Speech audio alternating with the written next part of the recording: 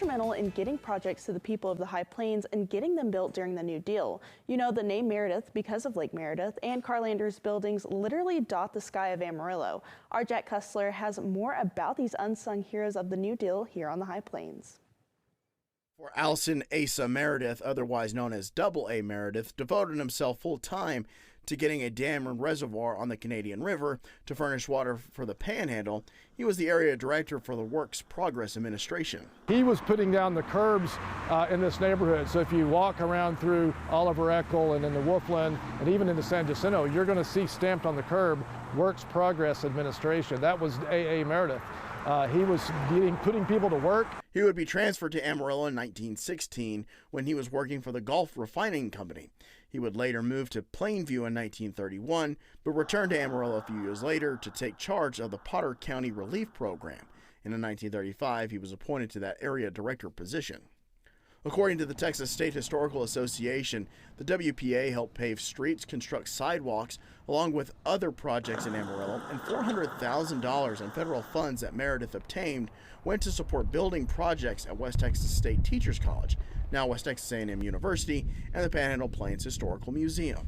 The Panhandle Plains Museum, which is just, a parking lot over from this building, was first opened in April of 1933, and that building, or that museum, which is one of the most important history museums in the state, would not have been kept afloat were it not for WPA workers, Works Progress Administration workers who were helping with archaeological digs, scientific work. Guy A. Carlander moved to Amarillo in 1919 as an employee of the Santa Fe Railroad, and he would set up his own architectural firm in 1920.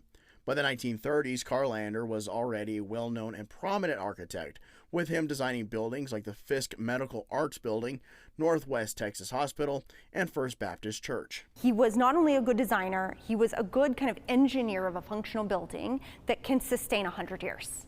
Right? So if he's building in the 20s, we're now in the 2020s, and it's still functional. Now, some things have needed updates, but I think that he's still people still appreciate his aesthetic. It's not out of date. It still feels regionally important and, like I said, kind of modern. In the 1930s, he helped Amarillo College get their own campus by designing what would become Ordway Hall and Russell Gymnasium. Carlander would also be integral in what the buildings at Palo Canyon State Park would look like by designing the El Coronado Lodge and several smaller buildings around the canyon, according to Peter L. Peterson in the book The Story of Palo Canyon by Dwayne Guy. He was the person who built the lodge, and so the lodge that we see when we go there, that's his design, but he had bigger plans for it too, and we have some of his drawings and even a little postcard that shows he wanted to expand it with this giant smokestack, and it never got done. According to Llano Cemetery, Carlander was also a key part in improving the grounds during a 1933 project that was largely financed by two New Deal programs, the Reconstruction Finance Corporation and the Civilian Conservation Corps. These guys came along at a weird time in our country's history when we had this horrible situation. These guys saw an opportunity to enlist the government support to make our community better. And the things they did were not just stopgap measures. They gave us something for generations to enjoy. In Amarillo, Jack Kussler, KAMR Local 4 News.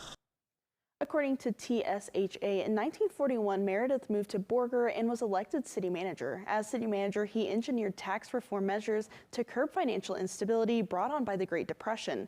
And Carlander would continue to design various projects in Amarillo and around the High Plains throughout the rest of the 1930s and into the coming decades. To find out more about which buildings in Amarillo are Carlander's, you can go to our website, myhighplains.com.